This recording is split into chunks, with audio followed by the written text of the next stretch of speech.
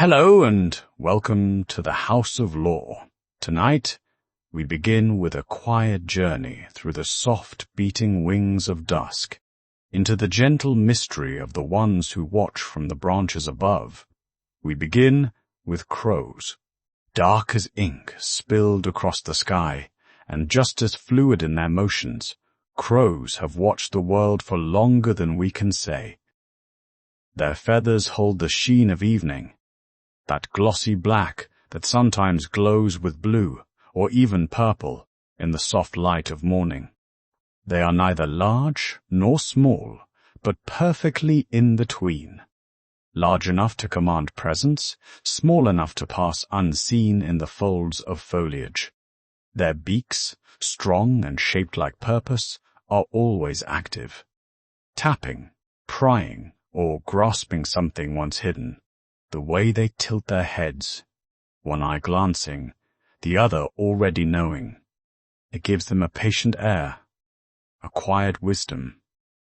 Their legs are sturdy, clawed and sure, wrapped in scaly textures that grip the bark with ease. They hold a posture that feels both loose and alert, like drifting shadows that might vanish the moment you look away. You might see them high in bare trees at dusk, silhouetted in stillness, watching a world that forgets to look back. Or you may find them on rooftops, wires, the tops of signs and street lamps, always a little above, always looking on from the edges. Crows are among the most widespread of birds, found across almost every continent. From the chill forests of Scandinavia to the dusty plains of Africa, through North America, Asia, and into scattered islands across the seas, their quiet presence remains. They thrive near people, but remain apart. Living on the outskirts of towns, loitering near farmland, populating cemeteries and parklands, they are where the edges blur between wild and human space. While some birds build carefully hidden nests, crows may settle in view, as if secrecy does not matter, only safety and community. A crow does not live alone. It lives in family groups, gatherings with bonds that hold through years, sometimes even for life. And when they fly, it is not without thought. Crows do not swoop like falcons or dart like swallows. They glide in wide, confident strokes.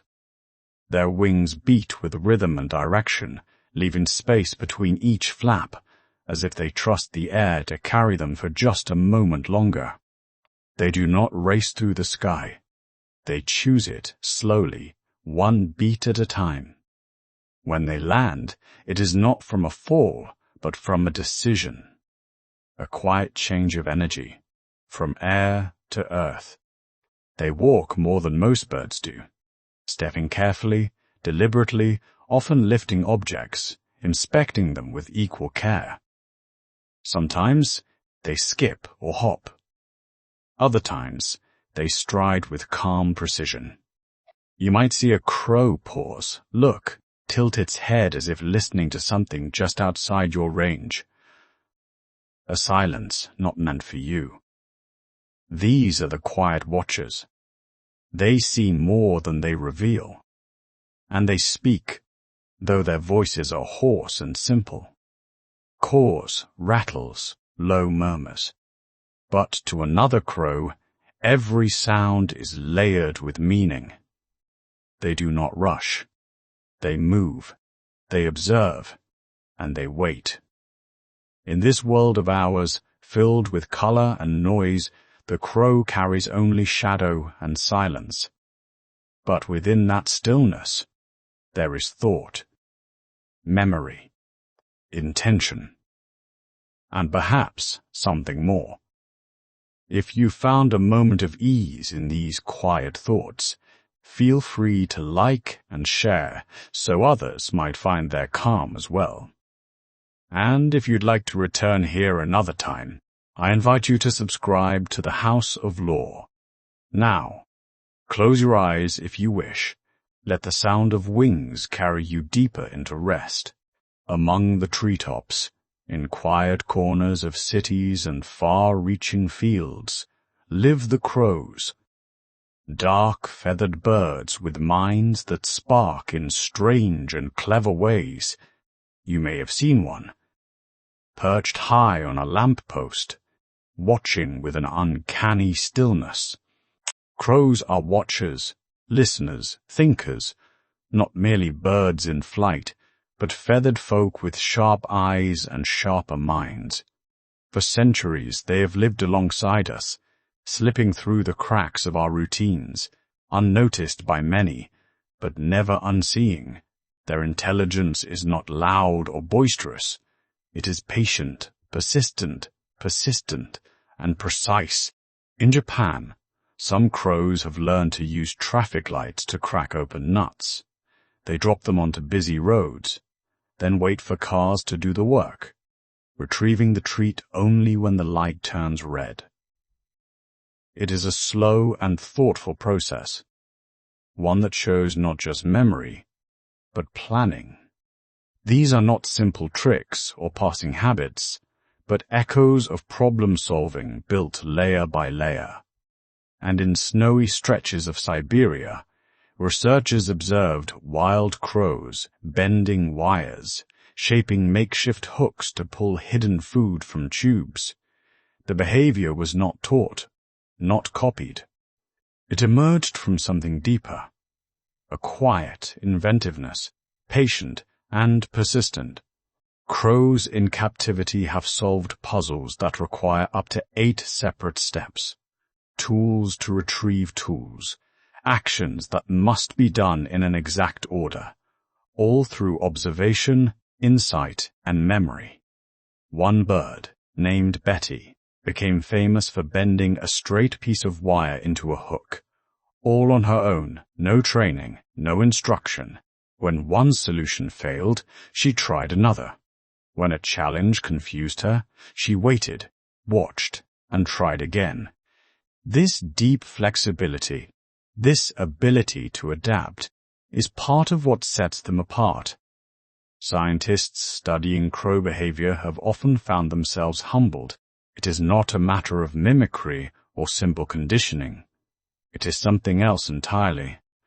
A presence of mind, a capacity to watch the world and understand cause and effect in ways that few animals do. In the Pacific Islands, New Caledonian crows craft hooked sticks to reach insects hidden in hollow logs. These are not spontaneous finds, but shaped tools, pieces chosen with care for their length, thickness, even the curve of a branch. And sometimes, the crows will store these tools for later use, hiding them away with purpose. That kind of foresight is rare. Even in the broader animal kingdom, it speaks to something deep inside these birds, a mind that not only sees, but remembers, imagines, and prepares. A quiet intelligence lives in every tilt of their head, every click of the beak. Even their social world is laced with strategy. They recognize individual faces, not only of other crows, but of humans too. One study found that a crow could remember someone who had captured it and warn others about that face for years to come.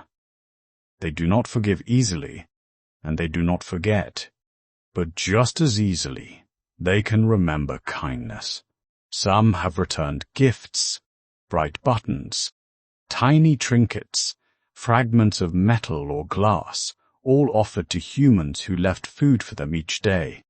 Little exchanges, cross-species understandings, born of slow observation and mutual trust. Their world is not a noisy one, but it is layered, complex, ever-sensing. And when the wind shifts and the shadow falls, the crows rise, not with fear, but awareness. They see what passes, they adjust, they survive. In a quiet aviary tucked behind a research center, A group of scientists watched in silence. Before them were a handful of crows, calm, poised, eyes flashing with alert curiosity. The early experiments were simple, at least on paper. A clear tube, a small stick, and a piece of fruit just out of reach. Few believed the crows would understand the challenge. Fewer still could have guessed what came next. With gentle grace, the bird examined the tube. Then it picked up a nearby twig, shaped it carefully with its beak, and with one delicate motion nudged the fruit closer, pulling it free. It was the beginning of something new, a doorway into discovery. These were not simple reactions, not rehearsed patterns of instinct.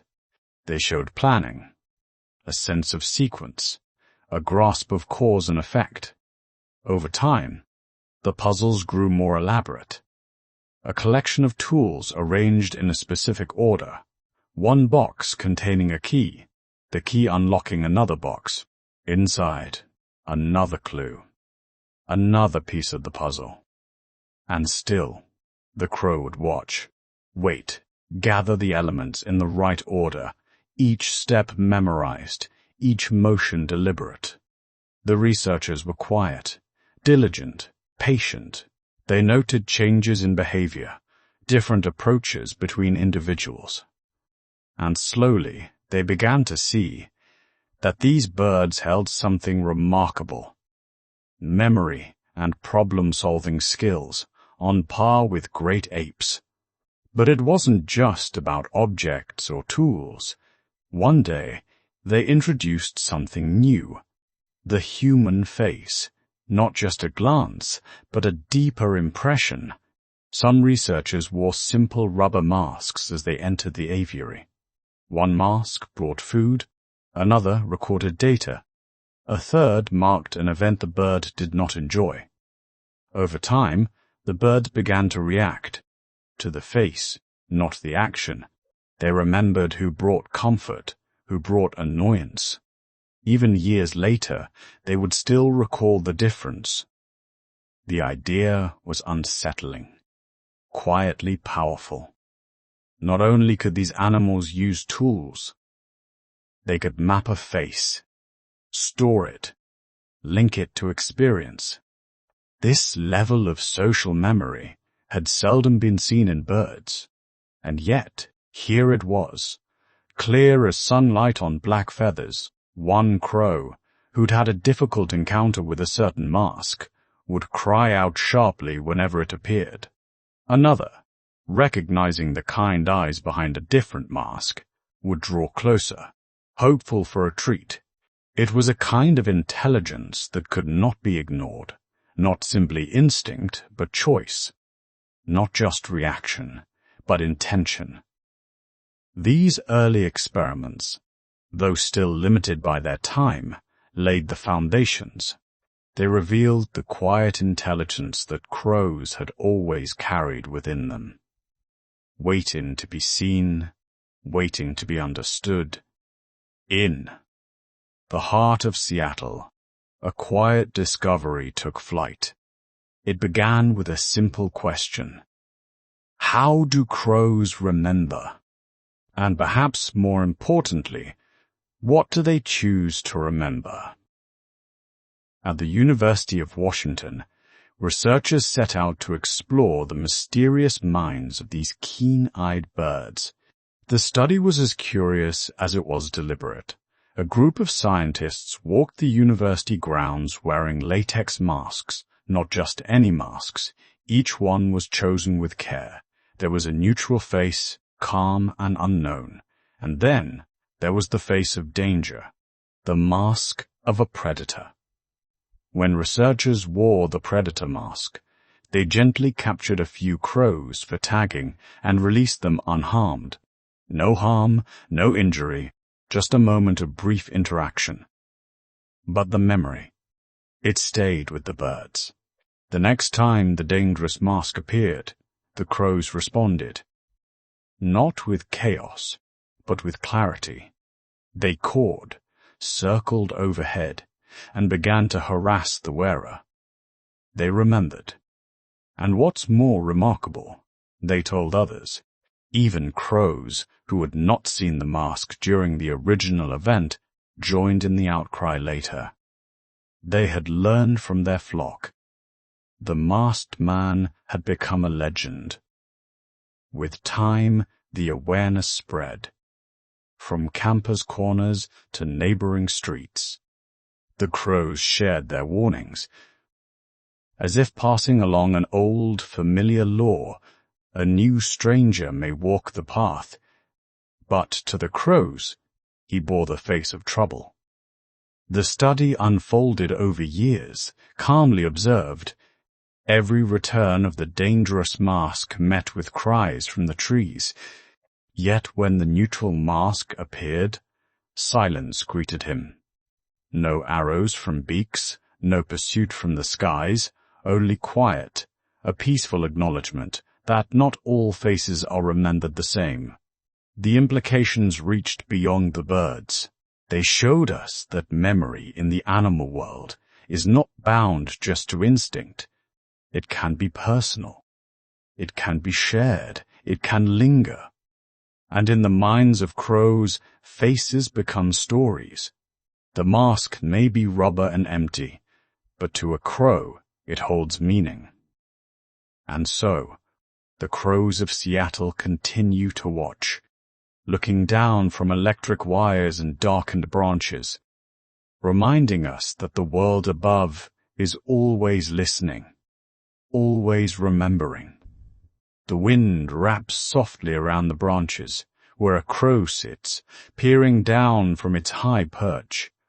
Its eyes, dark and keen, hold something more than instinct. They hold memory. Among all the secrets held by the wild, the memory of the crow may be one of the most remarkable. Not just fleeting impressions, but true recognition, stored away with care. Crows remember human faces, and not just for a day or a week, but for years. Their memory is long, and their perception keen.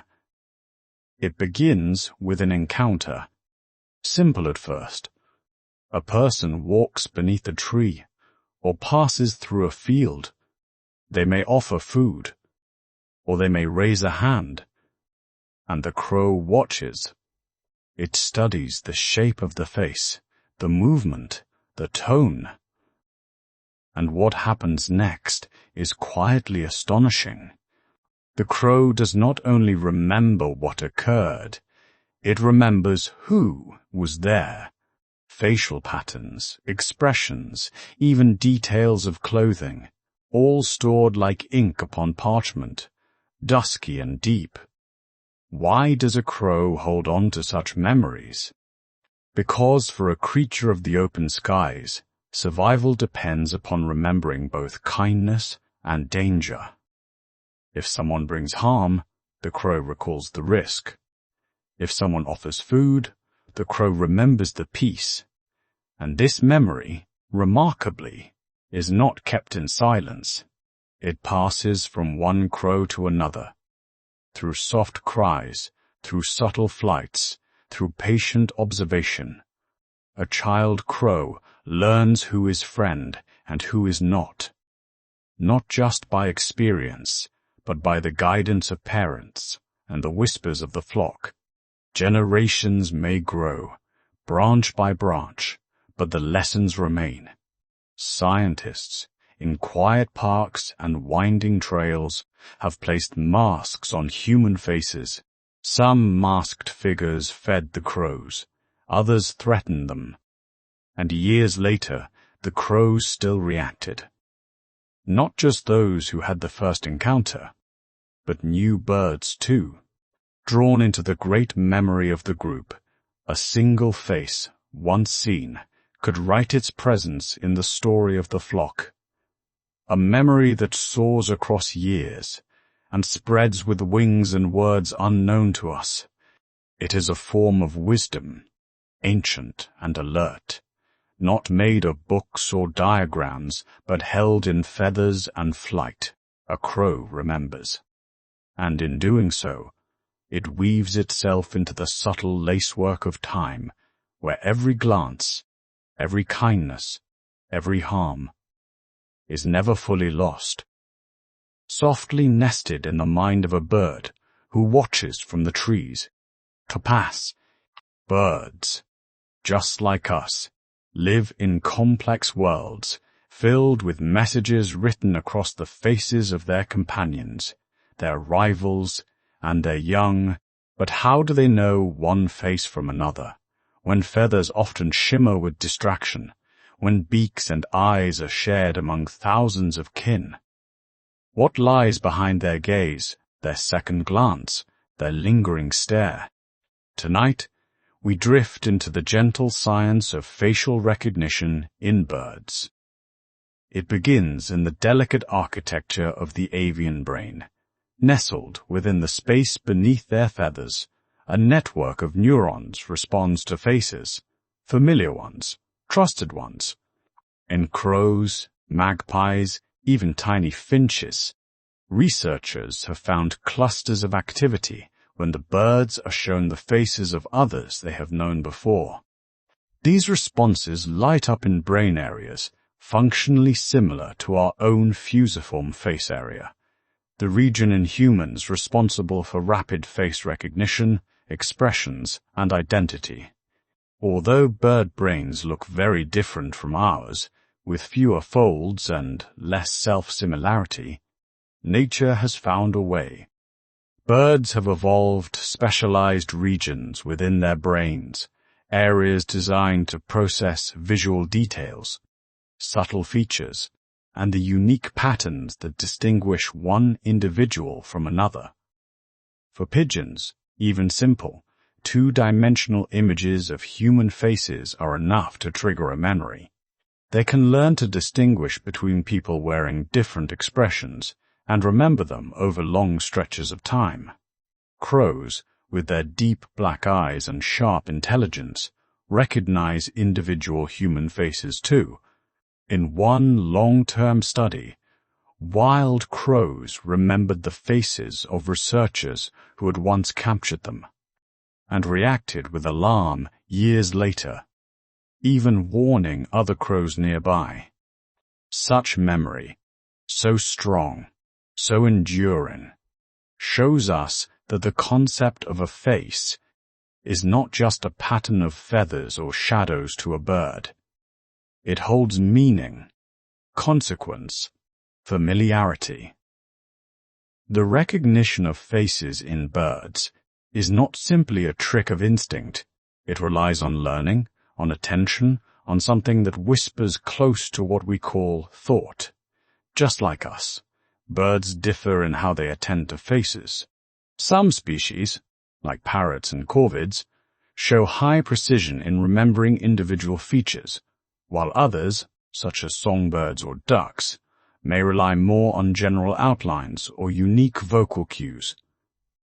But still, the face, positioned at the front of every encounter, plays its part.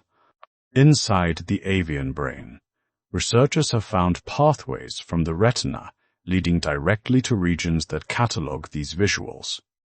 Signals move through the antipallium, an area involved in visual recognition and higher decision-making. In these quiet chambers of gray and white matter, a face is not just seen, it is known. Birds watch us, not just from treetops, but from the corners of parks, windowsills, rooftops.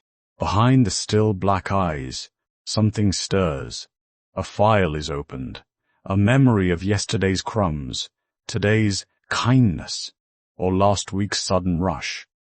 In some ways, the avian brain may even surpass ours in recognition over time.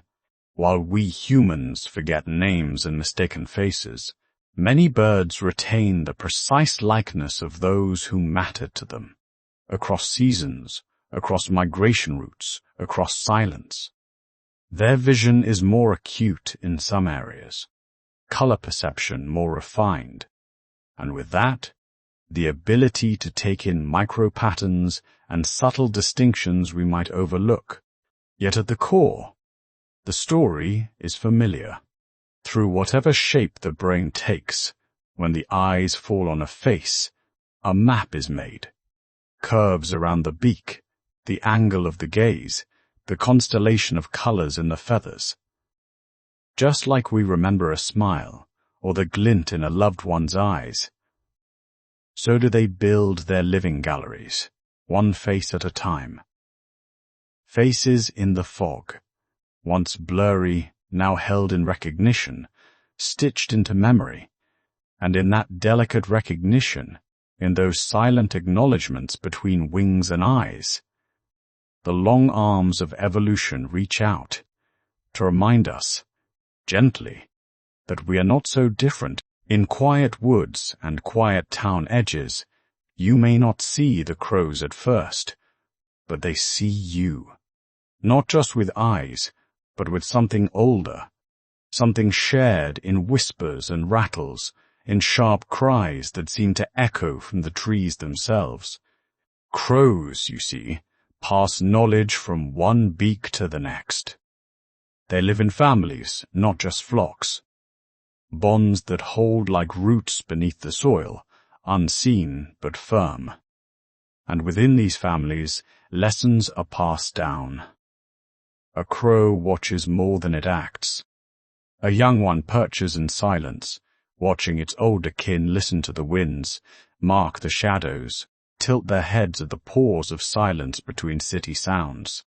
From their parents and uncles and older sisters, they learn not only what to do, but also what not to do. Stay away from that field. Avoid the red fence. Humans come out there with sharp things and cruel eyes. But the warnings are not always spoken in clamor.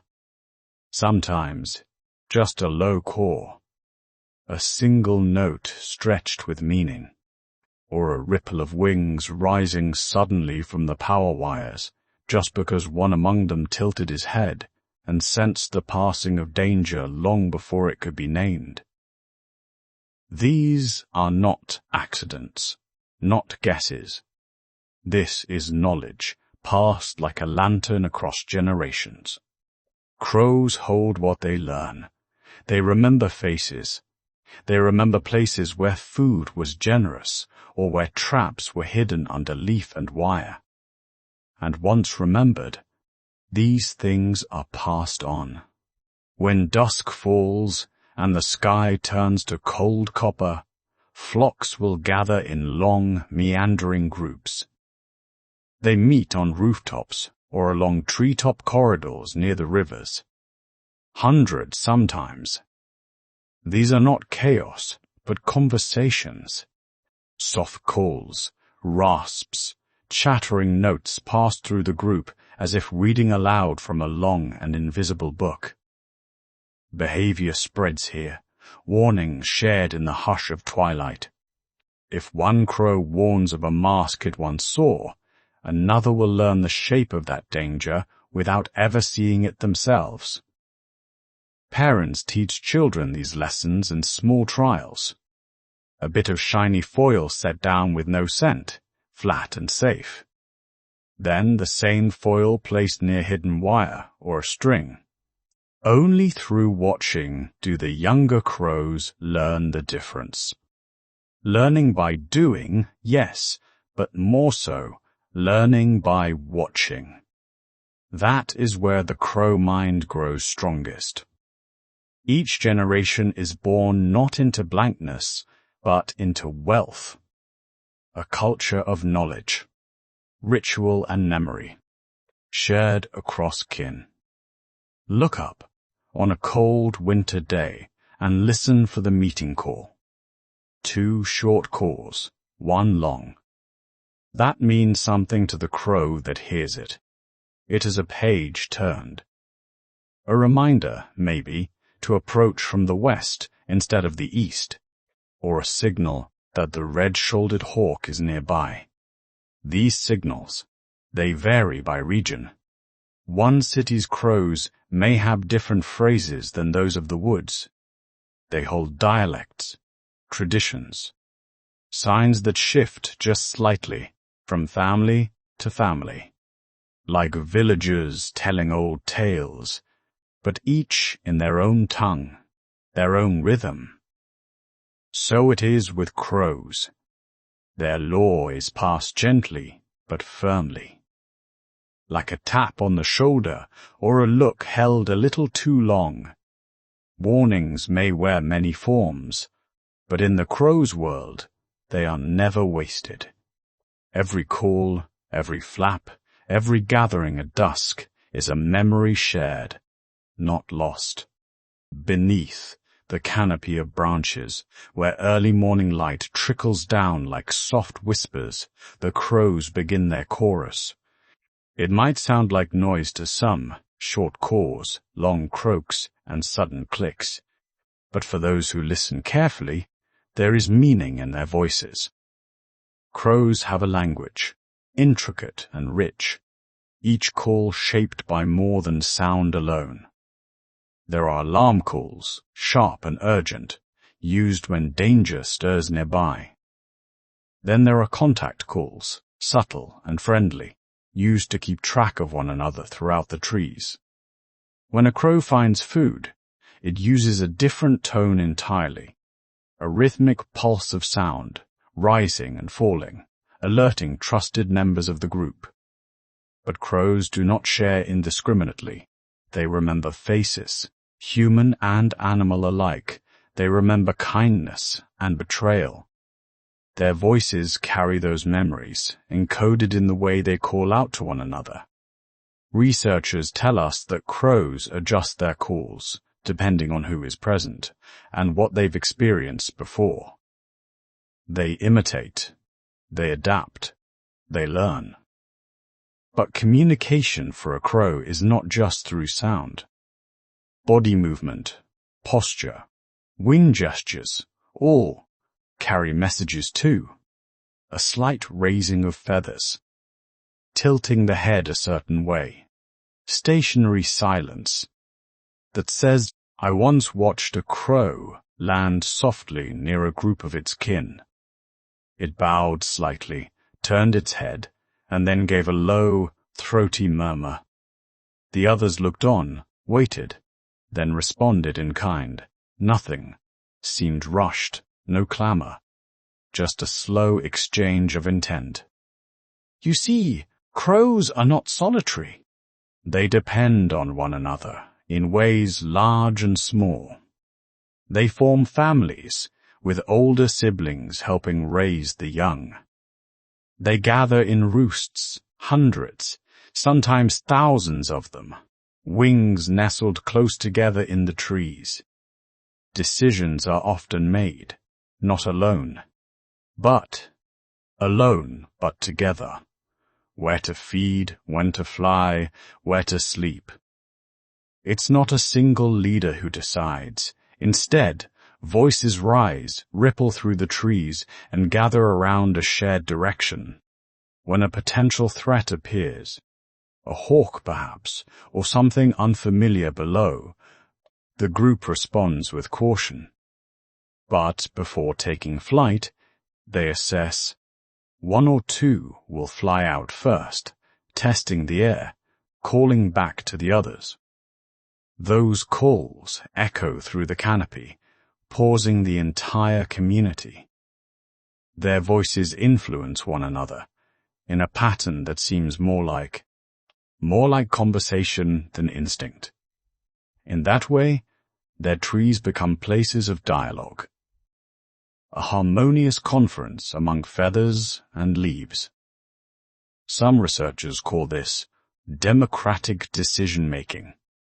Others see it simply as shared awareness. But whatever name we place upon it, the sense remains. They listen to one another, truly listen, and decide as one. Under the veil of dusk, when the sky shades itself in soft blues and silvers, their calls change too. They shift from alertness to comfort, winding down the day with quiet croaks and murmurs. Low, melodic, nearly like humming. Families nestle close, and the forest quiets around them. Their voices become part of the night, blended into rustling leaves and distant winds. Speaking, always speaking, not with words like ours, but with intention. Waves of meaning strung together by generations of memory. In the world of trees and sky, every core is a story, every pause, a reflection. And so, beneath the quiet branches of the old trees, the language of the crows lives on, still speaking to those who choose to listen. There are some birds that are known for their beauty, some that are known for their song, and then there are the crows, known for something deeper, more mysterious, the crow remembers. If you have ever wronged one, you may not realize the story you have entered until it unfolds over days or even years. Crows are watchers and keepers of memory. Scientists have studied them, others have simply observed. Time and again, people have noticed the same patterns, that a crow will never forget someone who has caused them harm. There was a study once, in Seattle, where researchers noticed that wearing a particular mask around a group of crows, after capturing and banding some of them, had unexpected consequences. Long after the experiment ended, even years later, and even in places far from where it began, crows would scold the person wearing that same expression, that same mask, alerting others with sharp cries, warning the flock. They remembered. Not only did those original crows react, but their young, who had never seen the incident with their own eyes, also learned to distrust that same face. Through their own language, their own ways, the crows had passed the message along, like a quiet tale told again and again beneath the canopy of old trees. Beware this one. They are not kind. But not all stories run on suspicion. Crows have also been known to repay kindness with small, strange treasures. One story comes from a young girl named Gabby, living in Seattle herself, who spent her days with pockets full of peanuts. She left them out for the crows around her home, careful, consistent, always gentle. Over time, the birds grew used to her. They began to recognize her face and follow her on her route, leaping from rooftop to branch as she walked. Then, one day, the gifts began to appear. Small beads shaped like hearts, bits of metal and colored glass, even a tiny screw, neatly placed on the bird bath, as if carefully selected. Crows, it seems, give what they are able. Not flowers, not letters, but objects they find meaningful, or perhaps believe will be meaningful to you. Each one held something unusual, a string of intention, wrapped in the ordinary. Another man, in San Francisco, described finding a blue button near his windowsill. After feeding a neighborhood crow throughout the winter, he thought little of it, until it was joined, soon after, by another. Then another. Every day for a week. Tiny blue circles, a gathering pattern. He began to wonder, are they repaying me? Is this crow language? Science is cautious with words like gratitude, but behavior speaks its own volume. The crows do not give gifts to everyone. Only those who have earned something like trust, passed quietly from mind to feathered mind. Once, a woman in Vancouver found her glasses missing, dropped somewhere in the tall grass beneath a park bench. She searched and searched, and when she gave up, a crow appeared amongst the trees, its beak clutching something delicate. As it grew closer, she realized it was her glasses. Returned, with what seemed to be purpose. No one had trained the crow. There was no food in the exchange, only the clear shape of a relationship. Perhaps one-sided in our eyes, but meaningful all the same. Long ago, people might have said these birds were magical, that they carried messages or warnings from the other world. Perhaps they still do. For even now, in cities and forests, those who forget the crows still find themselves remembered, for better or worse, in quiet morning hours, before the city hums to life. Something gentle stirs between rooftops and trees. The crows are watching, not with judgment or suspicion, but with curiosity, and perhaps a trace of something more thoughtful.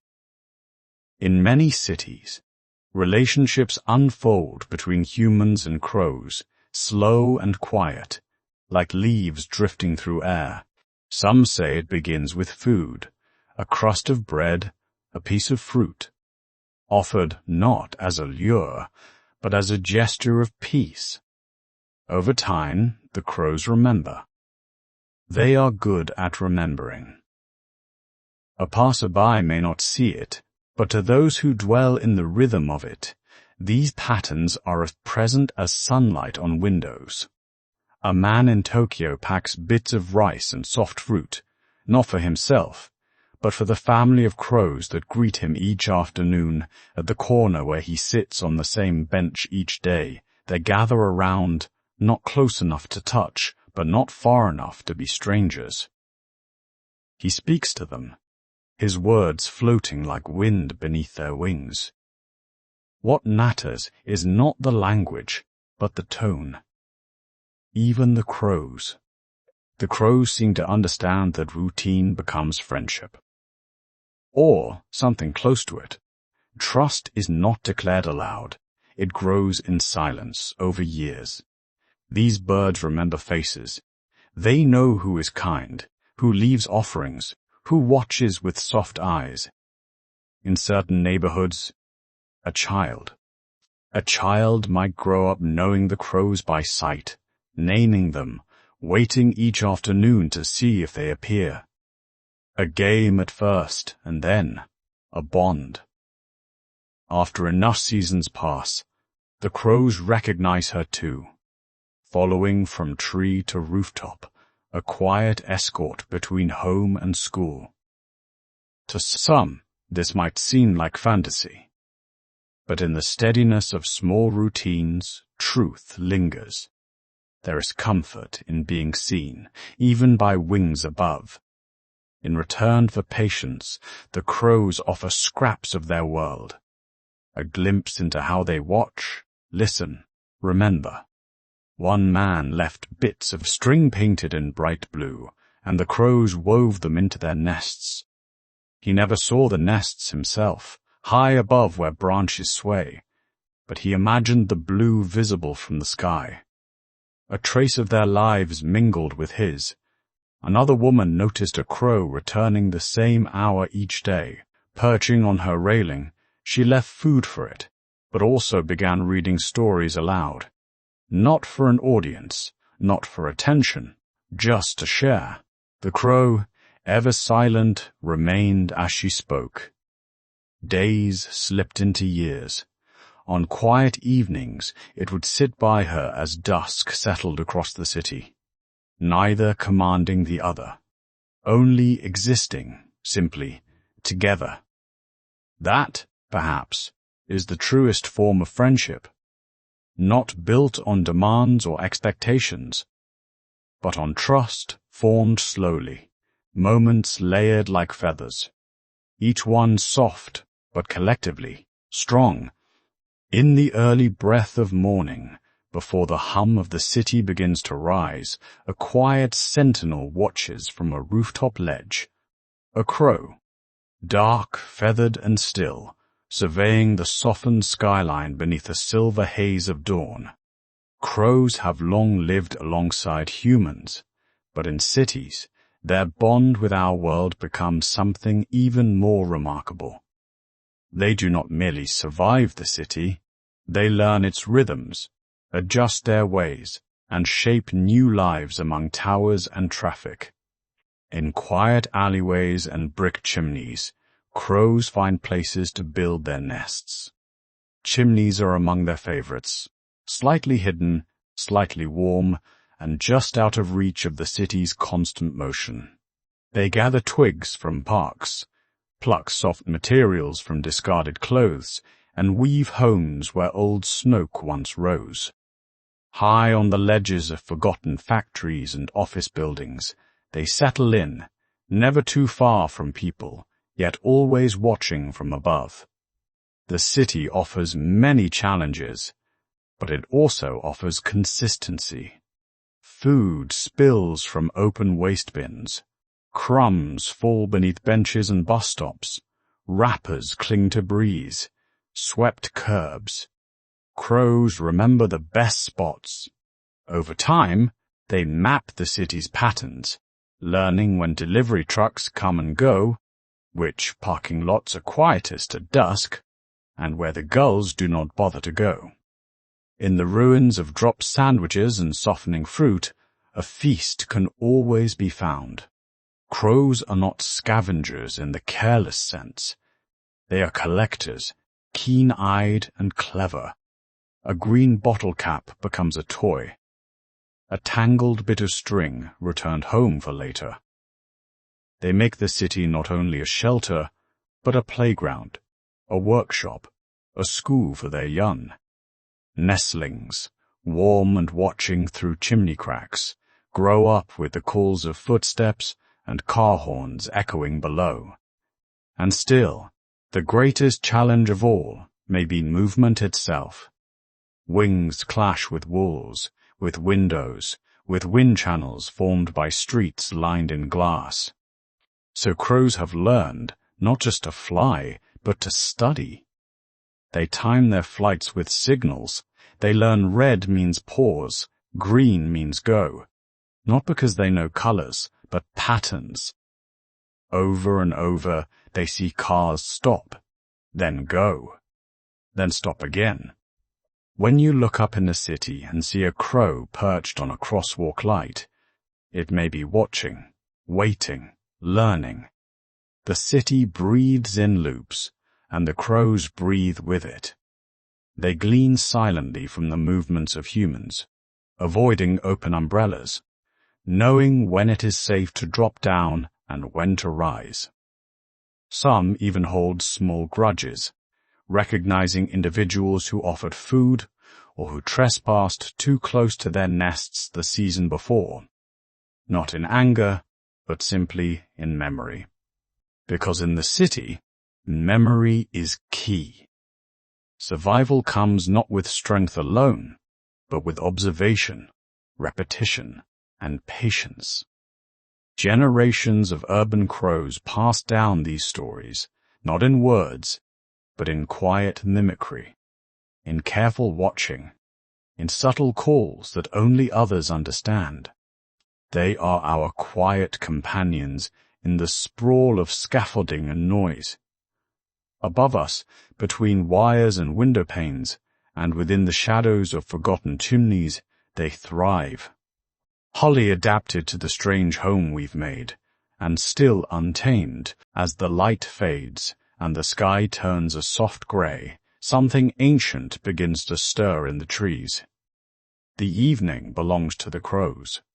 In distant branches and open meadows, along rooftops and quiet hilltops, dark figures begin to gather. One by one, then two by two, feathered silhouettes drift from every compass point toward an unseen center. This is their time. Each day at dusk, thousands of crows come together. Their paths trace invisible lines above neighborhoods and forests, converging like rivers into one wide current of wings. They call softly to each other as they fly. Not urgent, just aware. They know where to go and when. No human invitation, no carved trail, just instinct and memory. These ritual meetings are called roosts, evening gatherings that stretch across seasons and generations. Some attract hundreds, others tens of thousands. In some places, tree limbs bow beneath the weight of their feathered guests. Entire blocks can turn dark under their presence, silent at first, then buzzing with low, throaty sounds. To some, the sight might feel unsettling. But this behavior is not ominous. It's social. It's logical. Crows are intelligent birds. Highly so. Within the flock there is knowledge shared, warnings passed, victories relayed. Some ornithologists believe that roosts act as information centers, where crows returning from different directions might report what they've seen. A good food source, a danger avoided, a new place worth flying to. It's a kind of nightly council. Despite their dark appearance, crows live lives shaped by caution and cooperation. Roosting in large numbers offers them safety as night falls. More eyes, more beaks, more chances to spot trouble before it gets too close. Predators are less likely to approach a tree filled with alert birds, and if one crow cries out, a chorus responds. It's protection through togetherness. A strategy refined over millennia. As they settle for the night, there is a soft rustling, the creak of branches shifting under weight, and the gentle hush of feathers adjusting. Some crows murmur quietly to their neighbors, others stare into the fading light, black eyes absorbing the last warmth of day. Eventually, the chatter slows, the movement stills, and the roost becomes quiet again, just a quiet forest of silhouettes waiting for dawn. No leader stands among them, no assigned roles or posted guards. Yet there is order, a kind of trust in the collective, and in this ancient gathering they sleep, side by side, knowing that when morning comes, they will part with purpose once more. High in the branches, where shadows settle gently between layers of leaves, something ancient stirs among the birds.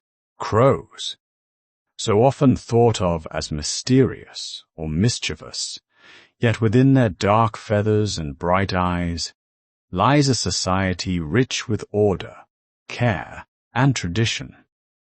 Tonight, we rest our thoughts among the watchful elders. In every crow community, there is a quiet deference paid to those who have lived the longest. Crows can live for many years, and those who do earn a deep and enduring respect. These older birds, they hold knowledge gathered through countless seasons, harsh winters, scarce summers, and the subtle rhythms only time can teach. You might think of them simply as survivors. But to the younger members of the flock, they are mentors, guides, seers of the old ways. The young crows watch them carefully.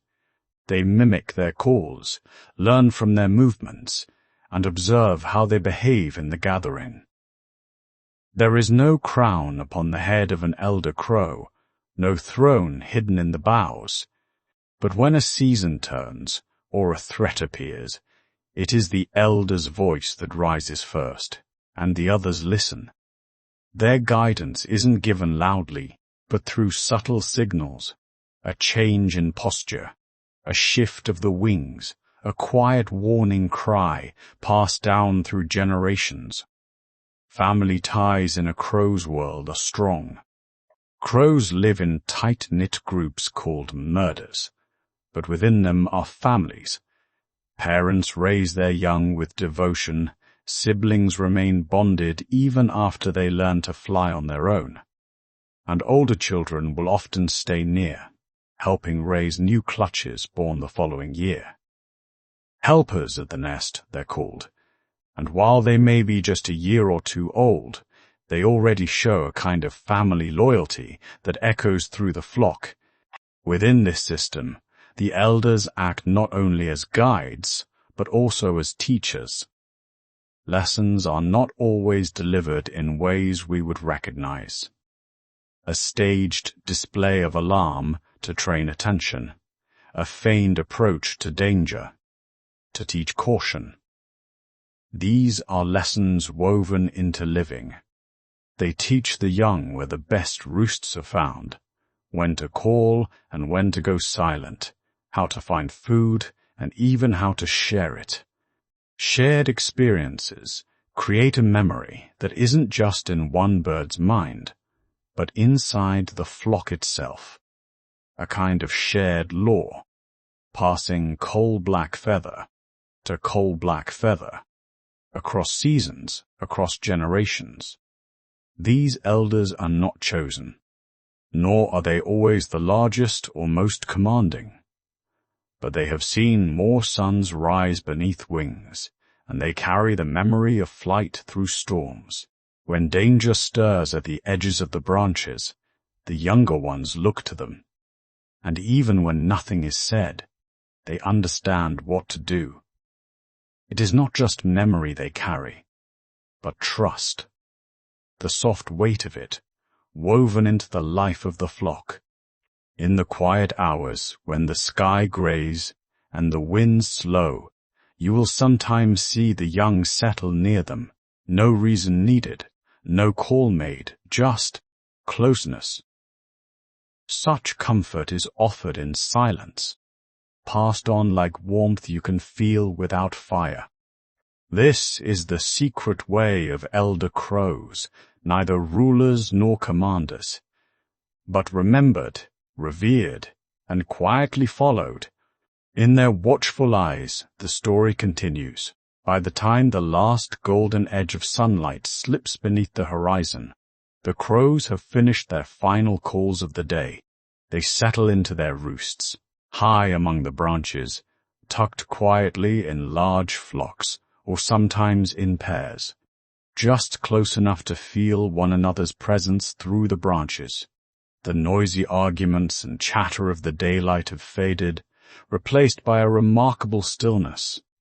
A hush covers the trees, as if the pattern of the wind itself has slowed to respect the coming dark. During the day, crows are sharp-eyed planners, curious watchers, always engaged with the changing world. But at night, something very different takes hold. There is a surrender, a kind of peace that winds its way into their minds. Their feathers puff softly, and their movements grow still. They nestle into position, necks gently tucked, eyes closing once, then again, until sleep arrives. It's tempting to imagine that when crows sleep, their minds go completely still. But there are hints, subtle ones, that something else happens in their quiet dreams. In sleep, they may revisit puzzles from the day, replaying moments, sounds, places where they discovered new things.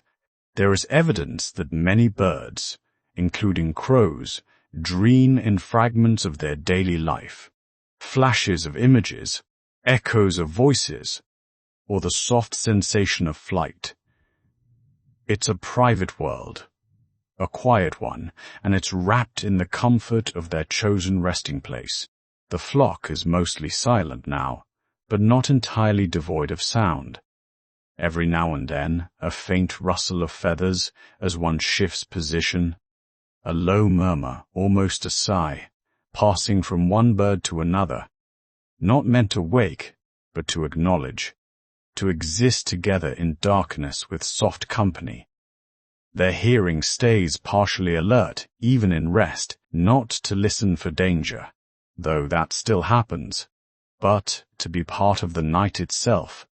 They hear the creak of wood, the stirring of owls, the lapping of a breeze across leaf and stone.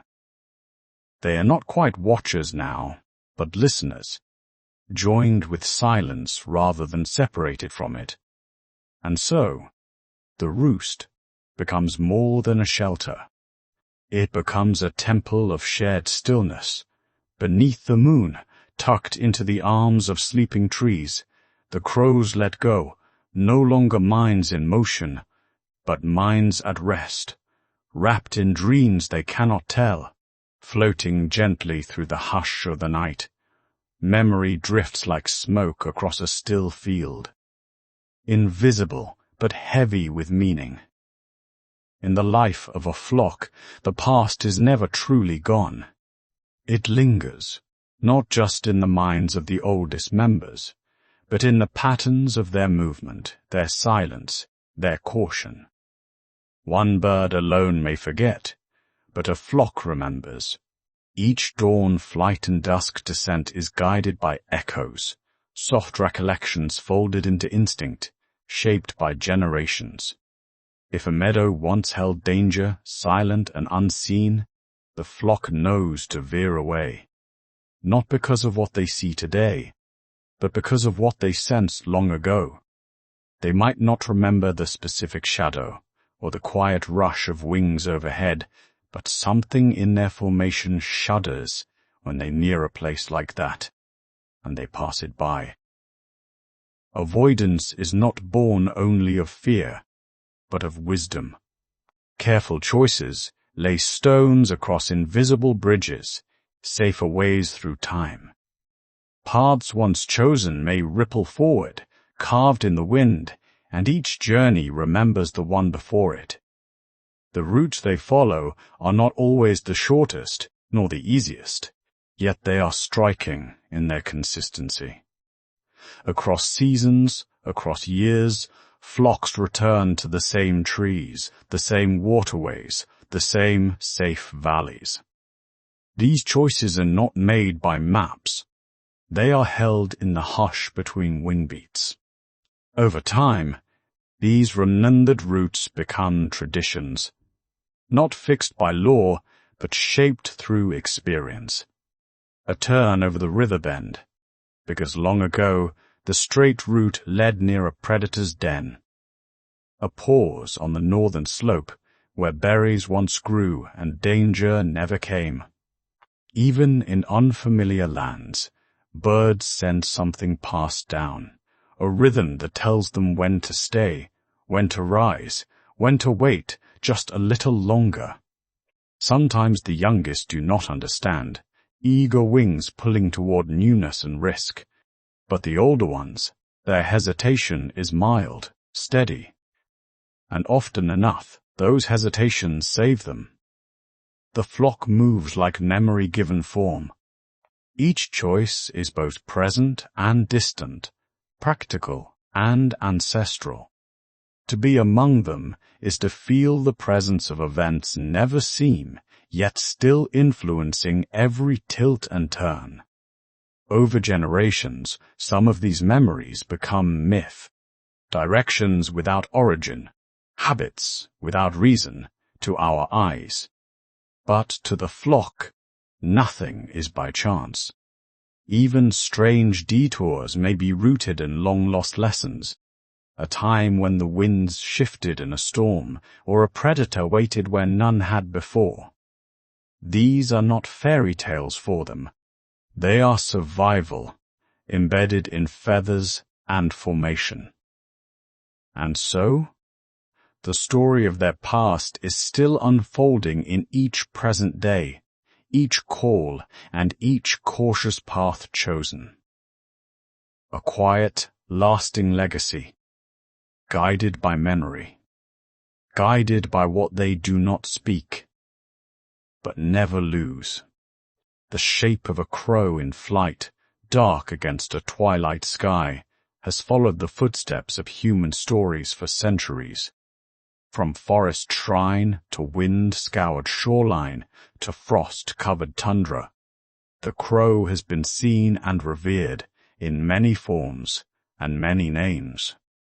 In Celtic traditions, the crow was a symbol woven through threads of war, prophecy and mysterious wisdom, often associated with the goddess Morrigan, she who could shapeshift and foretell fate. The Morrigan was said to appear as a crow before battles, offering dark warnings or subtle guidance.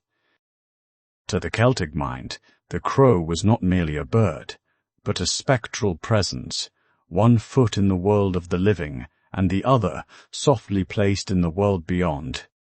They were messengers between the veil, a sign that unseen forces were at play, and yet not always fearsome, not always grim.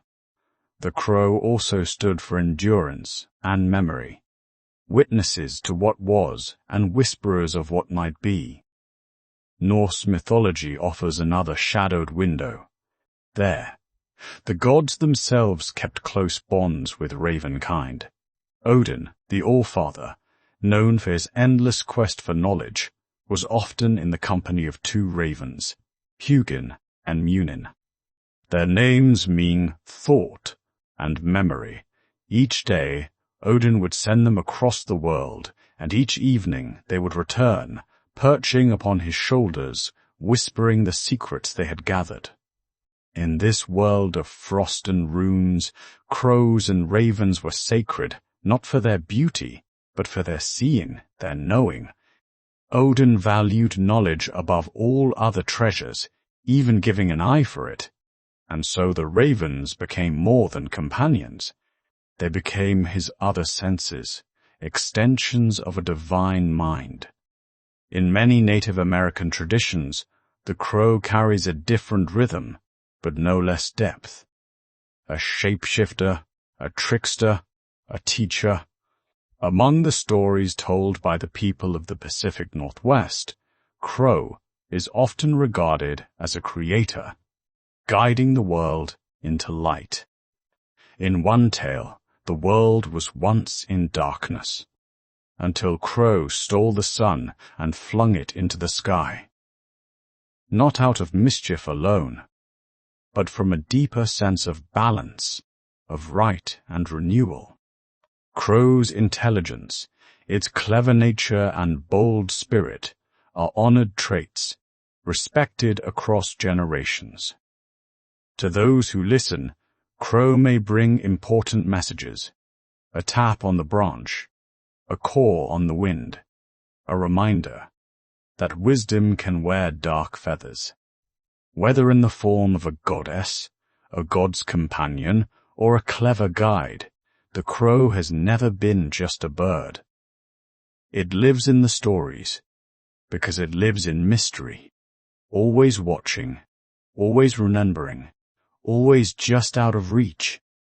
In quiet corners of culture, where time settles gently like mist on branches, the crow has long been more than feathers and flight. It has been voice, shadow, memory. In poetry and the whispered rhymes of children, the crow arrives with a message, sometimes wise, sometimes strange, always listening. Think of the old nursery rhyme, 1 for sorrow, 2 for joy, a counting of magpies, kin to the crow, each number stirring a story into place, like laying dominoes of fate. And though the rhyme belongs to children, its roots dig deep in older soil, where prophecy and pattern were spoken through birdsong. The crow, always watching, was seen as a bridge between known and unknown. In the verses of ancient poets, and in the pages that have yellowed with time, we see the crow again and again. Edgar Allan Poe gave us the raven, cousin of the crow, perched, repeating, "Nevermore," a symbol of loss, of memory held just out of reach. But not all verses paint the crow in twilight hues. In Japanese poetry, the karasu may be silent, a lone figure against snow, a presence in the landscape, quiet, yet deeply known. In haiku, fewer words give the crow greater weight.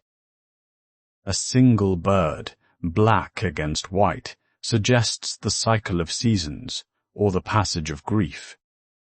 In children's lore, stories of talking crows hold lessons with gentle teeth. They are clever tricksters, outsmarting foxes or finding shiny things. Here, the crow is playful, but still wise beyond its years. And whether in lullabies or fireside fables, their wings carry ideas across time. In music, too, the crow has found its voice. In folk songs, in hidden verses hummed on long walks, their cry is sometimes bitter, sometimes brave. A crow's call slipping through a melody can hint at the wild or at memory that will not quite rest. In Appalachian ballads, a crow might signal a visitor from the other side, or it may circle a hill where someone waits. The drone of old fiddles, the rise of dusty harmonies, they seem to echo the crow's strange, steady presence. In visual art, from cave sketches to oil on canvas, artists have turned to the crow's dark figure to speak of contrasts. Black wings against pale backgrounds, solitude, transformation, or simply nature, watching itself. The Dutch painters saw something elegant in the angles of its form, while surrealists used its shape as a vessel for dreams that spoke in riddles. Sometimes the crow is beautiful, sometimes unsettling, many times it is both. Even in modern expression, street art and installations have revisited the crow, spray paint curves forming wings, murals that stretch across concrete with wide-eyed watchers. And in all of these, in song and story, brushstroke and verse, there echoes a memory. Not quite ours, not quite lost. It is the memory we carry without knowing, passed down in language and lullaby, crows remind us. That silence can speak, that watching holds power, that stories feathered in black ink might carry light. As night folds around us, and the wind moves just outside the window, it is easy to imagine those ancient voices again, not far, just beyond the trees, listening, speaking, waiting to be told once more. The wind moved softly through the trees, and high above, perched on a branch darkened by time, a crow watched from its quiet perch. Crows have long been regarded as messengers, as keepers of mystery, and sometimes, as subtle teachers. Their presence is not always dramatic, but it is always aware. Many who observe them soon understand. The crow does not simply exist in the world. It reads it, each movement, each footstep, each flicker of change in the wind, does not go unnoticed. In this, the crow mirrors something ancient within us, our own lost habit of noticing. If you ever come upon a crow and pause just for a while, remaining still, you may find yourself drawn into its gaze. Not a challenge, but a quiet test of presence. Do you notice the shape of its feathers, the glint of intelligence behind its eye, shifting with the rhythm of the world around it? Crows do not reward those who chase, or wave, or call rapidly trying to gain attention. But if you sit and truly settle, they may come closer. Their trust, not bought, but earned through patience. Stillness is, in their world, a sign of depth. A crow knows when it's being watched, and it also knows who is paying attention. They remember faces too. They remember kindness and threat, and perhaps even curiosity. To be noticed by a crow is not simply to be seen. It is to be weighed, measured across time and distance. Were you quiet? Did you see? As much as you were seen? There is a calmness to this circle of knowing. It is not loud. It doesn't announce itself. It waits. And in that waiting, there is wisdom. Walking through a quiet woodland path, you may find more than just leaves beneath your feet. You may begin to notice the ways the world speaks. A crow's call, not just a sound, but a signal of your presence. They measure the moment you step into their space, and then decide how far they will let you in. They teach us that to know is not the same as to disturb. To observe is not only to see, but to be present, to soften one's breath, to feel the air on your skin, to sit long enough that the forest begins to forget you, or better yet, accept you. The crow becomes a quiet tutor in this lesson. Every glance it gives is a lesson in awareness. Every pause before flight, a chance to understand stillness. They reward those who ask nothing, who arrive not to take, but to listen. And when they call out, it is not aimless. It is for others. And, sometimes, for us. If you find yourself in the presence of one, remember to slow your thoughts, ease your heartbeat, soften your gaze. There is no rush inside a moment like that, just quiet. And quiet has its own kind of depth. It is in this calm that we are invited to see what crows see, a network of meaning, a pattern of presence, a truth, not told, but shared in silence. Memory drifts in like mist, gentle and unsummoned, settling over the mind with a hush of familiarity. It does not shout or insist, it simply arrives and waits, its touch as soft as twilight. There are memories that glow, like lanterns swaying on long-forgotten paths, and others that murmur, barely touching the threshold of awareness. I think of memory as a quiet gift, not a record for the sake of keeping, but something deeper, a felt sense, a whisper held close to the pulse of being. So much of what we know, we carry without knowing it, like a scent remembered, or the shape of a voice in a room long gone. Not every story is meant to be recalled in clarity. Some are merely meant to be kept outside, among the old pines. Dark wings stir in the branches. Crows, their feathers glinting like ink beneath the dimming sky. They are the watchers, the black-robed guardians of knowledge, long mistaken for omens, but perhaps they are better seen as keepers. They hold something ancient in the way they move, deliberate, aware, dignified in stillness. The wind hushes beneath their wings, no louder than a breath. If you listen, not with ears but with presence, you might sense it too. A memory transferred, without words, a rhythm older than clocks, one that draws us back to the still places inside. Crows do not ask to be seen. They simply are. Patient, proud, silent stewards of what once was. They follow us without need, like memories waiting to land. Their flight, a slow looping dance between comprehension and forgetting. When one glides by, low and slow, I often pause, not to understand, but to feel. And in that soft interruption, something settles. The quiet notion that some knowledge does not need to be deciphered. It only needs to be witnessed and remembered in the body. Recognition is not always through the eyes. Sometimes it is the familiarity of a dark wing against dawn light, the echo of a call you never knew you knew. There is no rush in their presence, only the slow, spiraling passage of time, curling away like smoke.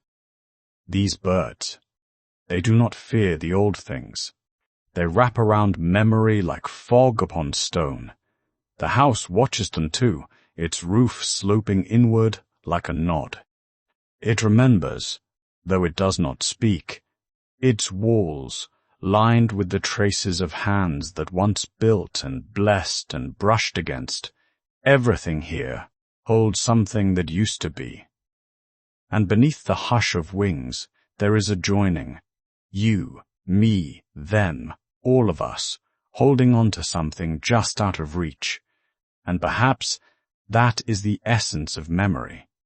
Not the catching, but the allowing, letting echoes return on their own terms, giving room to the shadow that slips behind the dream.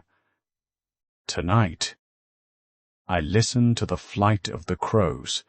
I let their silence teach me, and I am reminded some stories are best told without words. Only presence and patience, and the soundless pause between wing beats. There is nothing now but stillness. The places we've wandered feel distant, like a dream just beneath the surface, fading as we wake, and yet never truly gone. Above it all, the sky has opened wide, not with grandeur, but with hush, the kind that comes just before night settles in completely. The meadow lies quiet. The trees no longer whisper, the paths we once followed softened into shadow, and up there, gliding in slow, wide circles, a lone shape moves beneath the stars. The quiet watcher, a crow, no longer cawing, wings outstretched in the hush, not so much flying as drifting on memory, on old wind, on the rhythm of deep time. Below, rooftops darken under the hush of blue twilight, rivers slow into still waters, and the world exhales. I watch the crow float gently, as if guided by something older than thought. No need for purpose or destination, only movement, gentle and free. And then, even the wings stop flapping. The crow folds in on itself, gliding lower and lower, a silhouette landing on an unseen branch, quiet as a thought just before sleep. The watcher becomes the dreamer, and the sky remains. It remembers the sweep of wings, the curve of clouds, the silence pressed between stars that no longer shout. It remembers every story whispered to the wind, and beneath it we rest, like roots folding into soft soil, like lanterns dimming into night, like words slipping between pages. There is no more to chase now, no more to explain, just the slow breath and rest. The crow sleeps, the sky remembers, and you are safe, you are still, and you can rest now.